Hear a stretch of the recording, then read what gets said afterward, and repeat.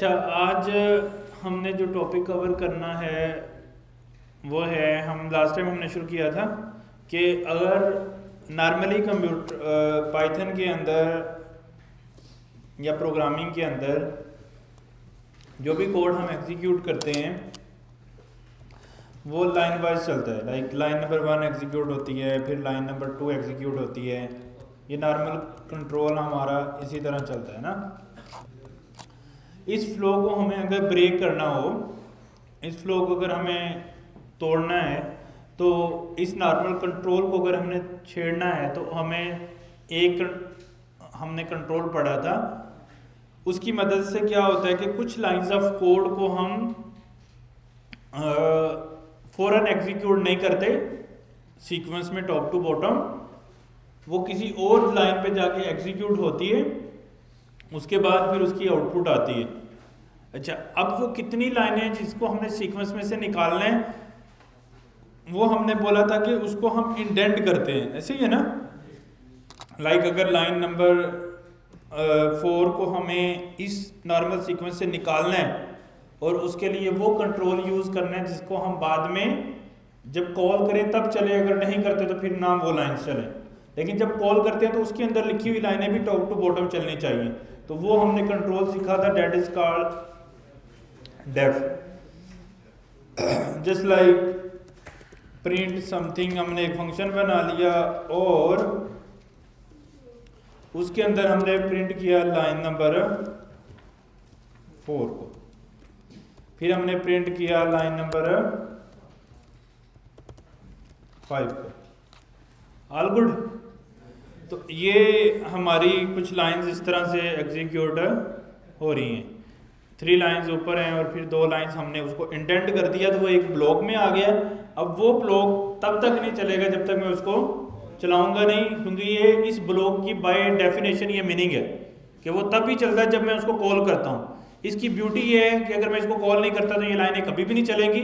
अगर मैं इसको 2 दफ़ा कॉल करता हूँ तो ये लाइनें 2 दफ़ा चल जाएंगी, 3 दफ़ा कॉल करता हूँ तो 3 दफ़ा चल जाएंगी, सो ऑन। तो कोड की रीयूजबिलिटी के लिए हम फंक्शन का कंट्रोल यूज़ कर रहे थे और वो डेफ कीवर्ड से वो बनता था। अब जिस तरह के ये हमने एक कंट्रोल सीखा था और कुछ लाइनें उस कंट्रोल का हिस्सा बनाने के लिए, वो उसके साथ बाइंड करने के लिए हमने उसको इंडेंट कर दिया था। इसी तरह हमारे पास एक और डिफरेंट कंट्रोल है जिसको हम बोल रहे हैं इफ कंट्रोल। उसका मतलब क्या है कि अगर उसको हम वैल्यू देते हैं ट्रू, अगर हम उसको वैल्यू देते हैं ट्रू और उस पर्टिकुलर कंट्रोल में जितनी लाइनें डालनी है डेफिनेटली उतनी लाइनों को हमें क्या करना पड़ेगा, इंडेंट करना पड़ेगा, उसके अंदर 4 स्पेसेस डालनी है ताकि वो उस पर्टिकुलर ब्लॉक का हिस्सा बने या उस पर्टिकुलर ब्लॉक के अंदर ही सिर्फ चलें।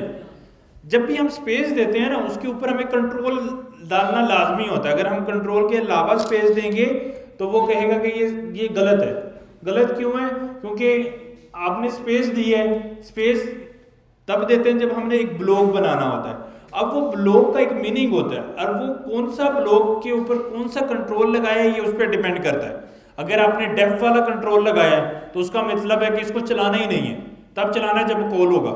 अगर आपने इफ का कंट्रोल लगाया है तो वो एक ऐसा कंट्रोल है जिसकी मदद से मैं क्या कर सकता हूं, अगर इफ के आगे एक्सप्रेशन का रिजल्ट ट्रू प्रोड्यूस होगा तो वो अपने अंदर इंडेंट हुई फाइलों को चलाएगा, अगर फॉल्स प्रोड्यूस होगा तो नहीं चलाएगा। ये इस कंट्रोल की डेफिनेशन है। जैसे इस कंट्रोल की डेफिनेशन थी ना डेफ वाले की, वो क्या थी, ये सिर्फ तब चलता है जब हम इसको कॉल करते हैं। तो इसकी डेफिनेशन ये है, अगर इफ के आगे ट्रू प्रोड्यूस होता है या हम लिख दें या वो किसी एक्सप्रेशन से प्रोड्यूस हो रहा है तो फिर उसके नीचे इंडेंट किए हुए ब्लॉक को चलाया जाएगा। अगर नहीं देते तो फिर नहीं चलाया जाएगा। ये बाय नेम इसकी डेफिनेशन है इफ कंट्रोल की। बात समझ आ गई? तो जब भी हम कोई ऐसी लाइंस ऑफ कोड एक ब्लॉक बनाएं, वो ब्लॉक हम तब चलाना चाहते हैं अगर इफ के आगे ट्रू प्रोड्यूस हो तब चले, अगर ना प्रोड्यूस हो तो ना चले। तो हमें इफ का कंट्रोल लगाना पड़ता है उसके ऊपर। तो अब ये जो जितनी भी मैं यहाँ पे लाइनें लिखूंगा, प्रिंट 3, प्रिंट में भी 10 या कुछ भी मैं यहाँ पे लिखता हूँ, लाइन 10, ये जितनी भी लाइन, ये जितनी मैंने 2 लिखी हैं, 3 लिखी हैं, 10 लिखी हैं, ये कब चलेंगी? जब इफ ट्रू होगा। अगर फॉल्स होगा तो ये नहीं चलेंगी। अच्छा, ये जो हमने दूसरा कंट्रोल पढ़ा था ना डेफ वाला, ये उससे मुख्तलिफ है।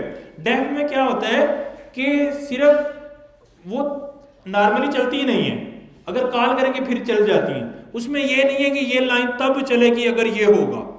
अभी हमारा कंट्रोल डिफरेंट है। अब इसमें हम क्या कह रहे हैं, इफ अगर उसका आंसर ट्रू आएगा तो चलेगा, अगर आंसर ट्रू नहीं आएगा तो नहीं चलेगा।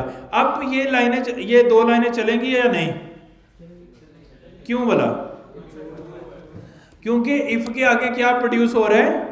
ट्रू। अगर मैं इफ के आगे लिख देता हूं फॉल्स, तो फिर ये चलेंगी 2 लाइनें? फॉल्स। क्या अब चलेंगी ये कभी भी नहीं लाइन में चलेंगी। जब भी प्रोग्राम चलेगा ये 2 लाइनें नहीं चलेंगी। क्यों बोला? क्योंकि इफ के आगे फॉल्स है तो हमेशा फॉल्स स्टैटिक लिख दिया तो बात ही खत्म हो गई। बात समझ आ रही है? अच्छा, अब जहां पे मैं इफ एल्स में ट्रू फॉल्स खुद से दे रहा हूं, यहां पे हार्ड कोड कर रहा हूं ट्रू फॉल्स को, अगर मैं यही ट्रू फॉल्स किसी वेरिएबल में रख दूं और वो उसको दूं तो फिर भी बात तो सेम ही है ना। और ये हमने एक्सप्रेशन बनाना सीखे थे, हमने सीखे थे ना। फिर हमने बोला था कि उस एक्सप्रेशन में अगर एक भी रिलेशनल ऑपरेटर या लॉजिकल ऑपरेटर या मेंबरशिप ऑपरेटर, उनमें से कोई भी एक ऑपरेटर यूज हो गया तो मतलब क्या, उसका रिजल्ट क्या आता है? True false. अगर एक वेरिएबल में ट्रू या फॉल्स बुलियन का सेव है, अगर मैं इफ के आगे वो वेरिएबल का नाम लिखूं तो बात तो एक ही है ना। ट्रू सीधा दे दूं या किसी वेरिएबल में से दे दूं, बात तो एक ही है। तो लेट्स सपोज मैं कहता हूं कि इज इवन, मैं उसको कहता हूं कि टू रिमाइंडर, उसका चेक करो, रिमाइंडर चेक करो, मे बी 10 का रिमाइंडर चेक करो 2 के साथ। अब अच्छा, अभी इसका आंसर क्या प्रोड्यूस होगा? इस इवन में क्या आएगा? क्या आएगा? 0 आएगा। क्यों? क्योंकि अभी तक ट्रू फॉल्स नहीं आएगा। क्यों नहीं आएगा? ट्रू फॉल्स क्यों नहीं आएगा? क्योंकि ना रिलेशनल ऑपरेटर यूज किया है, ना कंडीशनल ऑपरेटर यूज किया है, ना मेंबरशिप ऑपरेटर यूज किया है, तो कोई भी ऐसा ऑपरेटर ने यूज किया। अभी तो ये सादा मैथमेटिकल एक्सप्रेशन है, ऐसे ही है ना, मैथमेटिकल एक्सप्रेशन है ना। अभी तो हमने सिर्फ अर्थमेटिक ऑपरेटर यूज किया है। तो जब अर्थमेटिक ऑपरेटर यूज किया उसका तो कोई आंसर आता है, 10, 20, 30, 100, 5000, 1 लाख, 10 लाख, ये आंसर आता है। इससे 0 फॉल्स तो ट्रू नहीं होता। लेकिन इफ के लिए हमें क्या चाहिए होता है? या ट्रू या फॉल्स। इसका मतलब ये वाली जो वेरिएबल है ये इफ के लिए दुरुस्त वेरिएबल नहीं है। तो दुरुस्त वेरिएबल कैसे होगा? अगर मैं इसको कह देता हूं डबल इक्वल टू 0। अब चूंकि मैंने यहां पे एक कंडीशनल ऑपरेटर लगा दिया है, तो जब कंडीशनल ऑपरेटर लग गया तो इसका मतलब है कि रिलेशन बना दिया मैंने। अब चूंकि एक भी आ गया पूरी एक्सप्रेशन के अंदर, जस्ट लाइक दिस। अब ये इतना जो है ये तो सिर्फ अर्थमेटिक ऑपरेटर यूज हुए, लेकिन चूंकि एक ही मैंने उसमें डाल दिया तो इसका रिजल्ट हमेशा अब क्या आएगा? ट्रू या फॉल्स। और इफ को क्या चाहिए हमेशा? ट्रू या फॉल्स। अब अगर इस पर्टिकुलर स्टेटमेंट का आंसर ट्रू प्रोड्यूस हो रहा है तो इफ के आगे ट्रू आएगा, तो जैसे ट्रू आएगा तो ये चल जाएगी। अगर ये आंसर ऐसा नहीं हो रहा तो फॉल्स आएगा, और जैसे ही फॉल्स हो गया तो ये लाइनें एग्जीक्यूट नहीं होंगी। तो अब ये लाइनें चलेंगी या नहीं? कौन कौन सी लाइनें एग्जीक्यूट होंगी इस टाइम? लाइन 1, लाइन 2 और 3 और 10, 4 और 5 चलेगी। क्यों नहीं चलेगी? क्योंकि हमने उसको कॉल नहीं किया। तो मैं यहां पे लिख देता हूं सिंपली पाइथन क्लास 07.py। ठीक है। लाइन नंबर 1, लाइन नंबर 2, 3 और 10 नहीं चले। क्यों बोला?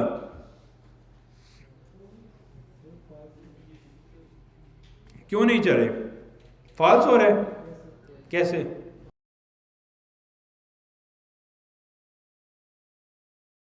हाँ, तो ये फॉल्स हो गया। तो अगर हम इसको कहते हैं कि इसको पहले सम करना है और फिर उसका मॉडुलस कैलकुलेट करना है और फिर उसने कंपेयर करना है, तो फिर क्या होगा? तो ये हमने पहले उस दिन भी पढ़े थे ना कि इनकी प्रेसिडेंस रहती है कि कौन सा ऑपरेटर बाद में चलेगा, कौन सा ऑपरेटर पहले चलेगा। तो चूंकि वो प्रेसिडेंस से पहले वो रिमाइंडर चेक कर रहा था और फिर उसमें 10 प्लस कर रहा था, तो 0 प्लस 10 10 आ गया, 10 डबल इक्वल टू 0 0 क्या हो गया फॉल्स। जब फॉल्स इस इवन में गया तो वो फॉल्स ही रहा, यहाँ पे क्या प्रिंट हुआ फॉल्स, तो वो चला नहीं। तो जब हमने ब्रैकेट्स डाल दिए तो वो उसका सीक्वेंस चेंज हो गया। अब इस इवन में क्या आ रहा है ट्रू आ रहा है, तो अगर इफ के आगे ट्रू प्रोड्यूस होता है तो उसकी आउटपुट आ जाती है। अच्छा, अब इफ का ब्लॉक, इफ का कंट्रोल ये कहता है कि जो एक्सप्रेशन आपने यहाँ पे लिखी है वो आप वो डायरेक्टली वही एक्सप्रेशन यहाँ पे भी लिख देंगे तो आंसर सेम ही आएगा, आपको एक एक्स्ट्रा वेरिएबल देने की जरूरत नहीं है। जिस तरह इक्वल टू के बाद हमने एक बड़ी बड़ी लंबी लंबी एक्सप्रेशन से भी टेस्टिंग की थी, वो बड़ी बड़ी एक्सप्रेशन आप इफ के सामने भी लिख देंगे तो इफ पहले उस एक्सप्रेशन का रिजल्ट बनाएगी और वो रिजल्ट या तो ट्रू होगा या फॉल्स होगा। अगर ट्रू उसका आंसर का आउटपुट, यानी कि इसको पहले हम सोल्व करेंगे, जैसे वेरिएबल में सेव होने से पहले असाइनमेंट ऑपरेटर के राइट साइड पे जितनी भी लंबी एक्सप्रेशन हो वो क्या होती है पहले सोल्व होती है, सोल्व होकर उसका एक रिजल्ट बनता है, वो वेरिएबल में स्टोर होता है। इसी तरह इफ के आगे जितनी भी लंबी एक्सप्रेशन लिखेंगे पहले वो सोल्व होगी, उसका जो आंसर आएगा फिर उसकी आउटपुट बनेगी और वो फिर हमें शो करेगा वो। अच्छा, लाइक प्लस सपोज हमने प्लस माइनस कर दिया -10 और फिर मल्टीप्लाई बाय 2, फिर उसको डिवाइडेड बाय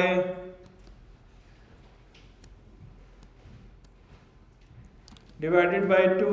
अब मैंने एक लंबी एक्सप्रेशन लिख दी। अब ये सारी की सारी एक्सप्रेशन क्या होगी पहले सोल्व होगी। अगर आंसर ट्रू आएगा तो चलेगा, इफ का ब्लॉक अगर ट्रू नहीं आएगा तो वो दो लाइनें नहीं चलेंगी। ये इफ की डेफिनेशन मुझे बाय डिफॉल्ट बात समझाती है।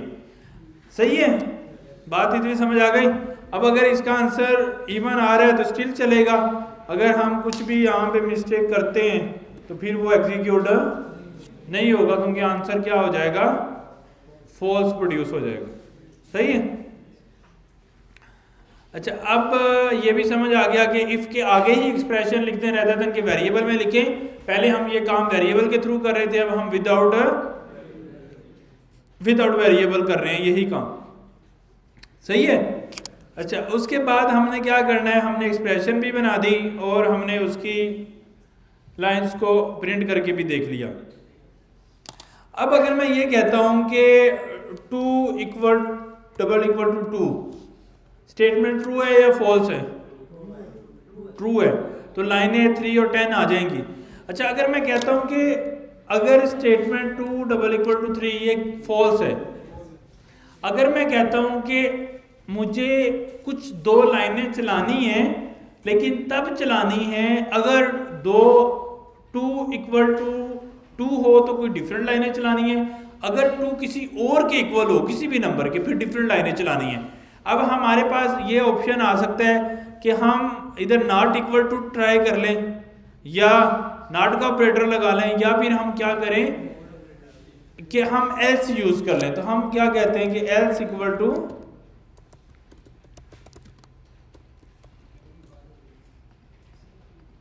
Else line. अच्छा, इसका मतलब क्या है? इसका मतलब ये है कि अगर इफ के अंदर आंसर ट्रू प्रोड्यूस होगा तो वो इफ वाली दो लाइनें चला देगा। अगर किसी तरह से इफ के अंदर लाइनें प्रोड्यूस, इफ के आगे ट्रू प्रोड्यूस नहीं होता फॉल्स प्रोड्यूस हो जाता है, जैसे इस केस में फॉल्स हो रहा है, तो वो ये वाला ब्लॉक नहीं चलाएगा। कौन सा ब्लॉक चलाएगा? एल्स वाला ब्लॉक चलाएगा, उसकी आउटपुट हमें प्रोड्यूस करके दे देगा।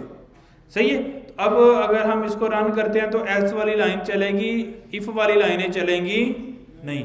तो इफ एल्स में क्या होता है कि अगर इफ ट्रू है तो इफ वाला कोड एग्जीक्यूट होता है, एल्स के अंदर एल्स में जो लाइनें लिखी हैं वो वाला कोड एग्जीक्यूट होता है। अगर इफ ट्रू है तो इफ वाला कोड चलेगा, अदरवाइज एल्स वाला कोड चलेगा। तो मतलब इफ में अगर फॉल्स प्रोड्यूस होता है तो एल्स चलेगा मेनली। तो अगर हमें ऐसी कोई स्टेटमेंट बनानी है कि स्टेटमेंट के ट्रू होने पे कोई कोड चलाना है, अगर वो स्टेटमेंट गलत होती है फिर भी कोई कोड चलाना है, तो उस केस में फिर हम इफ एल्स यूज करेंगे। सही है। अच्छा, फिर हमने देखा था कि इफ एल्स हो गया हमारे पास। अब एक इफ के अंदर मजीद एक और इफ भी लगाई जा सकती है। जब एक इफ चल रही है मतलब इफ ट्रू है तो उसके अंदर वाला कोड चलेगा। अब उसके अंदर वाले कोड को भी हम कंडीशन कर सकते हैं।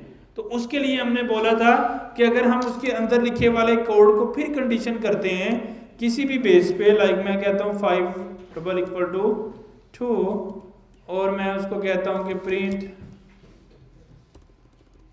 Nested if. इससे क्या होगा कि अगर ये इफ ट्रू होगी तो इसका ब्लॉक चलेगा, उसी ब्लॉक में एक और इफ लगा दी, अगर उसका भी आंसर ट्रू प्रोड्यूस होगा तो उसके भी आगे लिखा हुआ ब्लॉक चल जाएगा, अगर नहीं होगा तो वो नहीं चलेगा। तो इस तरह इस इफ को हम नेस्टेड इफ बोलते हैं, if with in a if called nested if. तो अगर एक इफ के अंदर एक और इफ आ रही है that is called nested if. ये इसकी कोई लिमिट नहीं है, आप एक इफ के अंदर इफ जितना चाहिए लगा सकते हैं, इसकी कोई लिमिट नहीं है। जिस तरह इफ लग रहा है उसी तरह एक इफ के अंदर इफ एल्स भी लग सकता है और एक एल्स के अंदर इफ एल्स भी दोबारा लग सकता है और उसके अंदर भी चीजें लग सकती हैं, कोई इतना प्रॉब्लम नहीं है। इवन हमने जो डेफ का कंट्रोल पढ़ा था, मतलब फंक्शन वाला, उसके अंदर भी हम कोई इफ लगा सकते हैं। अगर हम चाहें कि अगर 2 = 2 अगर ऐसा हो तो फिर ये लाइन जो है ना वो एग्जीक्यूट हो, तो हम ऐसा भी कर सकते हैं। तो क्या होगा, ये फंक्शन चलेगा, फिर उसमें इफ चेक होगी, अगर इफ ट्रू होगी तो ये लाइन चलेगी, अगर इफ ट्रू नहीं होगी तो ये लाइन नहीं चलेगी। तो जिस तरह एक इफ हमने पढ़ लिया इफ का ब्लॉक, वो इफ का ब्लॉक एक इफ के अंदर भी लग सकता है, वो किसी दूसरे फंक्शन का कंट्रोल जो हमने पढ़ा था वो उसके अंदर भी लग सकता है, कोई ऐसी खास प्रॉब्लम नहीं है। लेकिन ये इफ नहीं चलेगी तब तक कि जब तक ये फंक्शन नहीं चलेगा। क्यों? क्योंकि जो इसका पेरेंट कंट्रोल है उसकी एक अपनी डेफिनेशन है, और उसकी डेफिनेशन ये है कि उसको वो तब चलता है जब हम उसको कॉल करते हैं। अब जब उसको कॉल करेंगे तो हमें पता है उसका कोड टॉप टू बॉटम चलता है, ये वाली लाइन चलाएगा, लेकिन 5 से पहले वो इफ को चेक करेगा। अगर इफ ट्रू प्रोड्यूस करती है या इफ के आगे ट्रू आता है तो वो फिर अगली लाइन को चलाएगा, अगर नहीं आता तो वो नहीं चलाएगा। बात समझ आ रही है? तो ऐसी इफ जो एक इफ के अंदर आती है that is called nested if.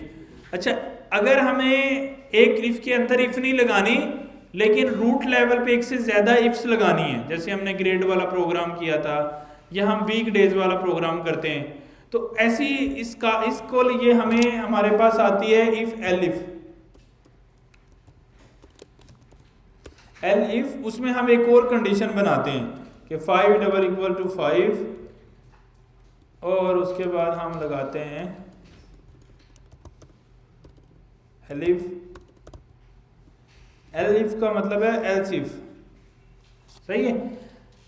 अच्छा, इस इफ का और इस एल इफ का बड़ा डिफरेंट मीनिंग है। इसका मतलब क्या है कि अगर ये रूट वाली इफ चलेगी तो फिर अंदर वाली इफ का डिसीजन होगा, लेकिन जो रूट वाला एल्स इफ है उसका मतलब क्या है, अगर ये वाली इफ चल जाती है तो ये ना एल्स इफ चलेगी ना ही एल्स चलेगा। लेकिन अगर इफ नहीं चलती तो फिर एल इफ चेक होगा, अगर वो चल जाता है तो उसका प्रिंट होगा, अगर वो भी नहीं चलता तो फिर एल्स चलेगा। तो एल इफ और एल्स का मीनिंग ये है, इन तीनों में से किसी एक ने एक टाइम चलना है। अगर आपने एल इफ 5 लगा दिए, एक इफ लगा है, 5 एल इफ लगे हैं और एक एल्स लगा है, इन 6 कंडीशन में से एट द सेम टाइम कोई एक चलेगी। लेकिन जो नेस्टेड है उसका मतलब क्या है कि नेस्टेड तो चलेगी तब जब रूट वाली चलेगी। तो नेस्टेड और जो रूट वाली एल इफ का इसका कोई ताल्लुक नहीं है आपस में। हाँ, नेस्टेड में भी हम इफ लगा रहे हैं, नेस्टेड में भी एक एल इफ लगा सकते हैं, सही है, उसमें भी एक नेस्टेड एल इफ लगा सकते हैं और उसमें एल्स भी लगा सकते हैं, उस एक एल्स इफ के अंदर मजीद फिर इफ भी लगा सकते हैं, वो भी पॉसिबिलिटी है, कोई उसमें प्रॉब्लम नहीं है हमारे पास। सही है? तो अभी तक हमने जो कवर कर लिया वो है else if L if else का कंट्रोल और नेस्टेड कैसे उसको लगाना है उसका कंट्रोल। अच्छा, अब इसकी लॉजिकली तो समझ में आ रहा है ना, इसका मतलब क्या है। इफ हो या एल इफ हो या एल्स हो, उसका एक ही मीनिंग है, अगर उसके आगे ट्रू प्रोड्यूस होता है तो वो चलेगा, अगर नहीं होता तो। लेकिन एल्स का केस ही वो होता है जब फॉल्स प्रोड्यूस होगा तो वो चलेगा। एल्स के आगे हम कंडीशन नहीं लिख सकते, मतलब एल्स के आगे हम ऐसे यहाँ पे कोई कंडीशन नहीं राइट कर सकते। तो चूंकि कंडीशन नहीं लिख सकते, इसका मतलब यह है कि ऊपर वाला इफ या एल्स उनमें से कोई भी नहीं चला तो कौन सा चलेगा, एल्स चलेगा। अब ये चीज़ तो हमें समझ में आ रही है, सारी प्रोग्रामिंग इसी स्टेटमेंट में वर्क करती है। आप किसी भी कम्प्लेक्स से कम्प्लेक्स हम कोड निकालें उसमें आपको इफ्स एंड इफ्स ही मिलेंगे। तो इसका मतलब अगर ये कंट्रोल तो बड़ा इजी है, लेकिन इसकी जितनी प्रैक्टिस करेंगे हमें उतनी समझ में आएगी। इसी एक कंट्रोल को हम कहते हैं लॉजिक बिल्डिंग। जिस बंदे को इफ एल्स इफ लगाना आता है तो इसका मतलब है उसके अंदर लॉजिक्स की स्किल्स हैं, और जिस प्रोग्रामर में लॉजिक्स की स्किल नहीं होते वो कोई प्रोग्रामर नहीं होता, उसको डिजाइनर बोलते हैं, अगर सिर्फ वो डिजाइन बना पा रहा है। तो अगर आपने लॉजिकल बनना है तो आपको इफ एल्स इफ इनके ऊपर कमांड लेके आनी है। अच्छा, ये कमांड आएगी कैसे? स्टेटमेंट सोल्व कर करके। जैसे हमने लास्ट टाइम 3-4 स्टेटमेंट किए थे, इसी तरह हम और स्टेटमेंट ढूंढ लेते हैं।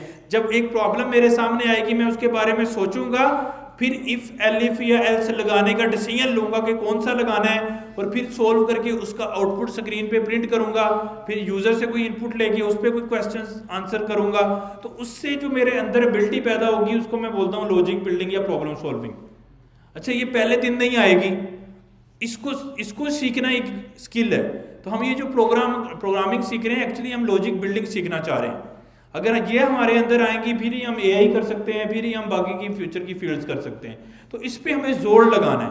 वो जोर कैसे लगाएंगे? हम मल्टीपल प्रोग्राम्स बनाएंगे। प्रोग्राम क्या होते हैं? प्रॉब्लम्स। मैं आपको बोलूंगा एक यूजर से नंबर ले और फिर मैसेज प्रिंट करें, अगर इवन है तो प्रिंट इवन आए, अगर इवन नहीं है तो फॉल्स आए। मैं कहूँगा यूजर से ईयर पूछे, आपने ये कैलकुलेट करना है ये प्राइम ईयर है या नहीं, मैं प्राइम नंबर है या नहीं, यूजर से नंबर इनपुट लें। इसी तरह ईयर लें और चेक करें वो लीप ईयर है या नहीं। इसी तरह मतलब मल्टीपल प्रॉब्लम्स हो सकते हैं। पहले डेफिनेटली मैं ये आपको वो प्रॉब्लम बता रहा हूँ जो नॉन प्रॉब्लम्स हैं, जो सबको पता है, लेकिन पहले जो सबको पता है वो करेंगे, फिर वो कर पाएंगे जो किसी को नहीं पता या जिसको न्यू प्रॉब्लम्स बोलते हैं। सही है, लेकिन हम पहले जितने लोगों ने किए हुए प्रॉब्लम्स हैं पहले हम उनसे यूज्ड टू होंगे, उन प्रॉब्लम्स को सॉल्व करेंगे ताकि हमारे अंदर स्किल पैदा हो। जब हमारे अंदर स्किल पैदा होगी फिर हम वो भी कर लेंगे जो प्रॉब्लम्स हमने जिंदगी में पहली दफा देखे हैं या जिसका इवन इंटरनेट पे भी कोड नहीं है। अगर आप चैट जीपीटी को भी देखो, वो दुनिया का हर कोड सॉल्व कर पा रहा है। क्यों भला? क्योंकि उसने पहले इतनी प्रॉब्लम्स की प्रैक्टिस कर ली है, अब उसको नई प्रॉब्लम भी ऐसी ही लगती है जो उसने पहले कभी की हो। बात समझ रहे हो? इसका मतलब है कि चैट जीपीटी अगर एक ह्यूमन बीइंग ना होने के बजाय वो इस पैटर्न को करते हुए इतना काबिल हो गया है कि उसको इतनी प्रॉब्लम का सलूशन दे दिया है, अब वो नई प्रॉब्लम का सलूशन खुद से दे रहा है। तो इसका मतलब अगर इंसान का जहन चैट जीपीटी के जहन से बड़ा बन सकता है। वो कैसे? अगर हम इसको भी उस तरह ही ट्रेन करें जिस तरह हमने चैट जीपीटी को ट्रेन किया है। उसको कैसे किया है? वो प्रॉब्लम जो दुनिया में सॉल्वेबल थे, जो चीज़ें पहले से हो गई हैं, उनको दे दे के उसको इतना ट्रेन कर दिया कि वो नई प्रॉब्लम सॉल्व कर पा रहा है। तो इसका मतलब अगर हम रोज प्रॉब्लम सॉल्व करें तो हम एक दिन इस कैपेबल हो जाएंगे कि हम ऑटोमेटिकली न्यू प्रॉब्लम सॉल्व करने लग जाएंगे जो कि दुनिया में अभी किसी ने सॉल्व नहीं की। इंटरेस्टिंग है ना? लेकिन उसको करने के लिए हमारे अंदर एबिलिटी ऐड होनी चाहिए। हम उसकी प्रैक्टिस करेंगे तो फिर हम वो कर सकते हैं अचीव। अगर प्रैक्टिस नहीं कर रहे तो फिर हम वो अचीव नहीं कर सकते। All good. तो अभी हम मतलब ये कंट्रोल सीखना मुश्किल नहीं है, वो मैंने आपको पढ़ा दिया है, उसकी आपको समझ भी आ गई है, वो कैसे चल रहा है ये भी आपको पता है। बस प्रैक्टिस की कमी है। जितना ज़्यादा प्रैक्टिस करेंगे इस चीज़ को उतनी ज़्यादा हमारे अंदर स्किल ऐड होती जाएगी। अच्छा, जिस तरह इफ एल्स इफ का कंट्रोल है, इफ एल्स का कंट्रोल है, इसी तरह हमारे पास एक और कंट्रोल होता है that is called match control.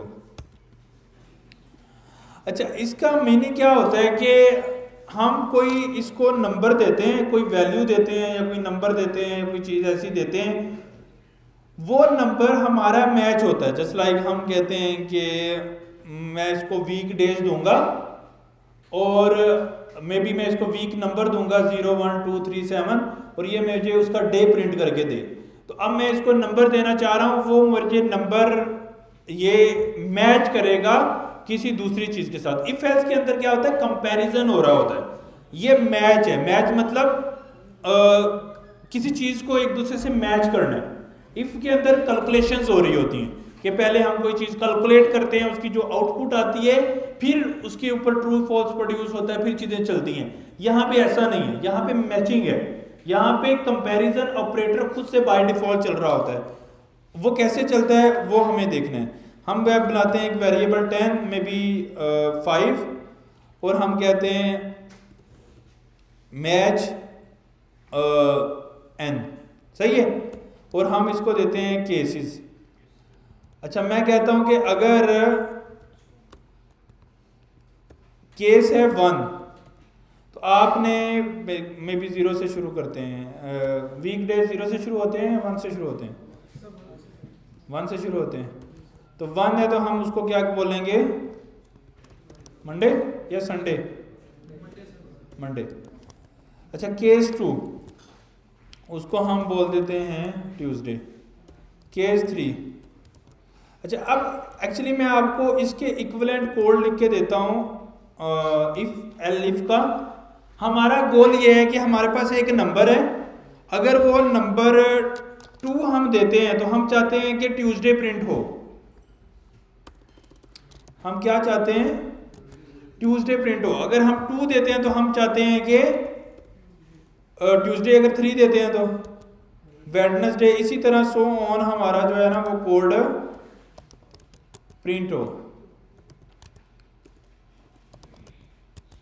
एक दफा लिख लो फिर मैं आपको एक्सप्लेन करता हूं इसका मतलब क्या है। ठीक है, ये मैंने सारे केसेस लगा दिए। अच्छा, इसका मतलब क्या है? इसका मतलब है कि अगर मैं वैल्यू यहां से, हम चलो वैल्यू यूजर से इनपुट ले लेते हैं, enter week number, sorry weekday number, weekday number है, इंट भी देना है ताकि वो स्ट्रिंग ना हो और वो कंपैरिजन कर पाए इसके साथ। ठीक है, मैंने कहा कि इंटर वीक डे नंबर, वो कोई भी नंबर डालेगा एक वीक में से। अब अगर वो 1 डालता है तो मंडे प्रिंट होना चाहिए, ट्यूसडे प्रिंट हो जाना चाहिए, सो ऑन। अच्छा, इसको समझने से पहले हमें लगाना पड़ेगी इफ वाला केस अंडरस्टैंड करना पड़ेगा। अगर मैं वो करता हूं तो मुझे क्या करना पड़ेगा? इफ अगर n है डबल इक्वल टू 1 तो क्या करो आप? Print Monday. एल इफ अगर 2 है तो क्या प्रिंट करो? एल इफ अगर 3 है तो वेडनेसडे। एल इफ अगर 4 है तो, एल इफ अगर 5 है तो, एल इफ अगर 6 है तो, एल इफ अगर 7 है तो,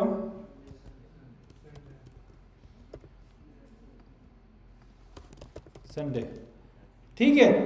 अच्छा, एल्स के अंदर कह देंगे हम नॉट वैलिड नंबर।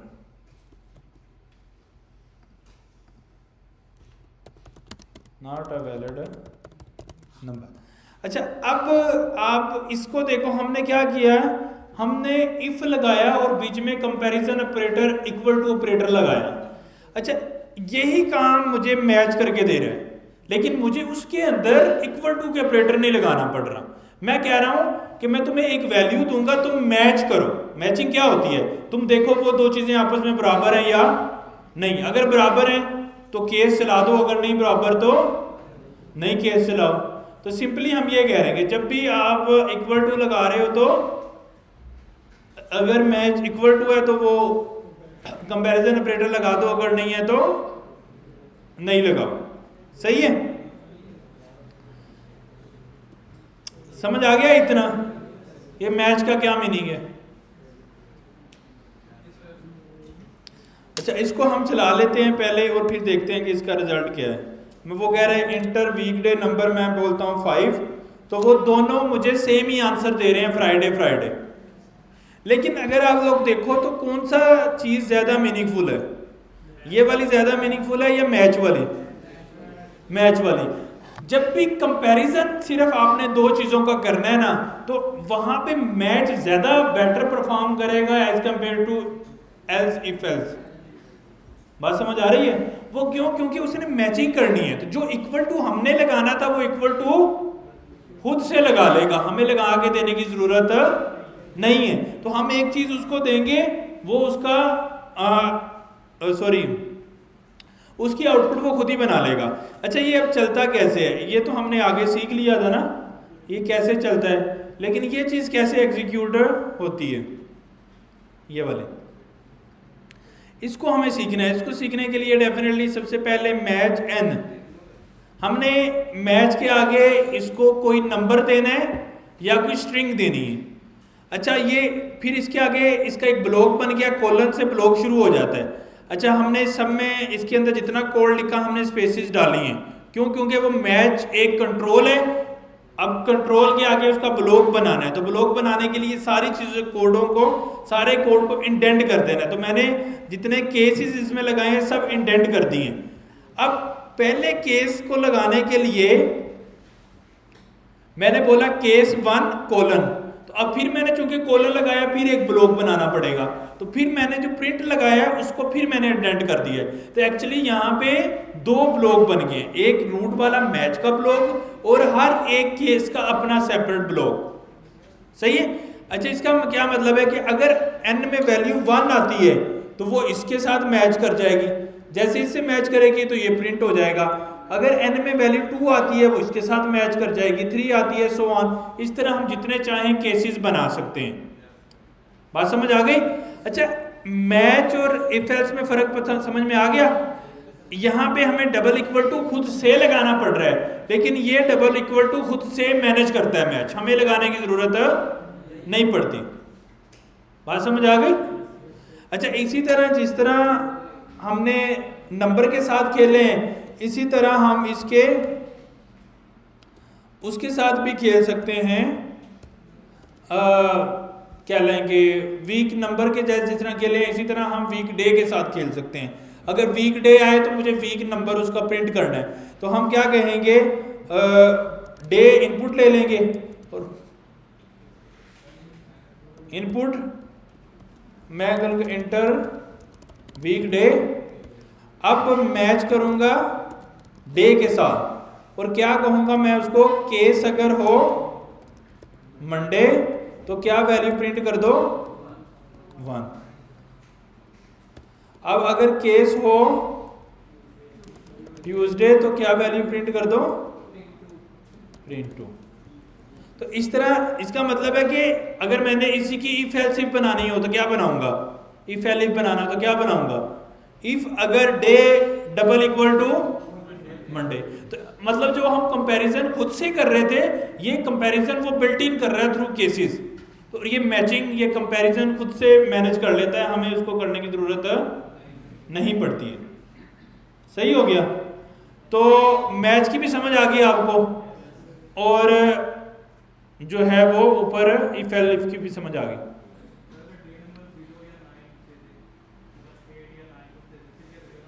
हाँ, अगर आप कोई डिफरेंट नंबर दे दोगे तो वो केस कोई भी नहीं चलाएगा। अगर आपने उसका डिफॉल्ट केस चलाना है तो यहाँ पे अंडरस्कोर डाल के, कॉलन डाल के आगे आप उसके प्रिंट डाल सकते हैं। इसका मतलब है डिफॉल्ट वैल्यू।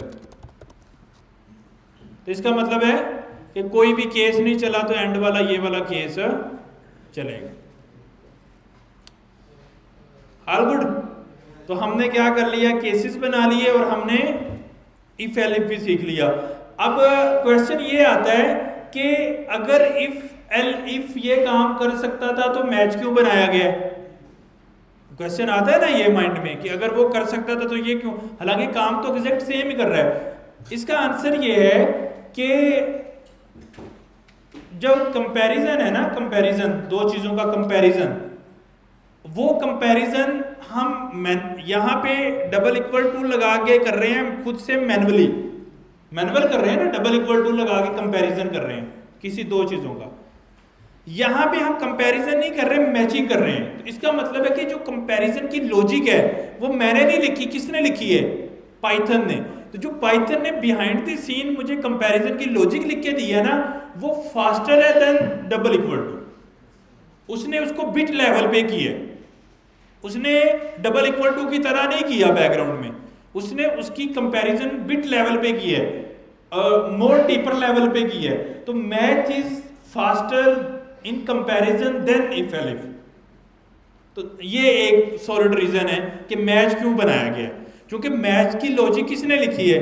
पाइथन ने। तो पाइथन ने उसको फास्टर बनाया है as compare to if elif. तो वो कहता है जब भी आपको जस्ट कंपैरिजन करना हो मल्टीपल चीजों का तो आप मैनुअल भी कर सकते हो, but you should always use match और उसके आगे केसेस डिफाइन करके मैचेस करो। मैं करता हूं। All good.